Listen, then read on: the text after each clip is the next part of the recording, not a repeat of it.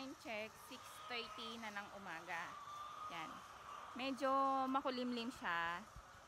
Yan.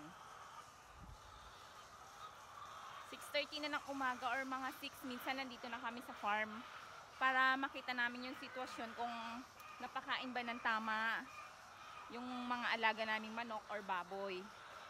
Yan. Maingay sila pag ganyang hindi pa nakakain. Lalo na pag yung tauhan mo, yung tagabantay mo dito, hindi nakapakain ng maayos, umaalis. Actually, kararating nga lang niya eh. Kararating lang niya ngayon. Kaya mahirap talaga ang buhay sa farm, lalo na pag hindi mo mapagkakatiwalaan yung bantay mo. Yan. So yan. Ang ingay. Kaya pagising pa lang namin, maghihilamos ka lang, magtututbrush ka lang, pupunta ka na dito kahit hindi ka pa kumakain. Kasi iniintindi namin yung mga alaga namin kung nakakain ba sila o hindi. Kahit sila muna yung maunang kumain. Kahit kami hindi pa, okay lang.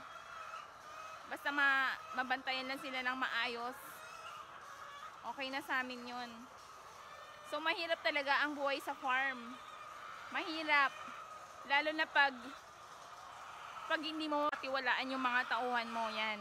Yun ang gagawin sa'yo, lalo na pag mabait ka. Kaya mahirap kasi kung parehas kaming mabait, lalo kang aabusuhin. Kahit tingin nila sa akin suplada ako or masungit, okay lang.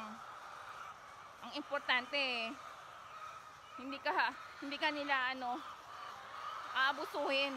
Yan.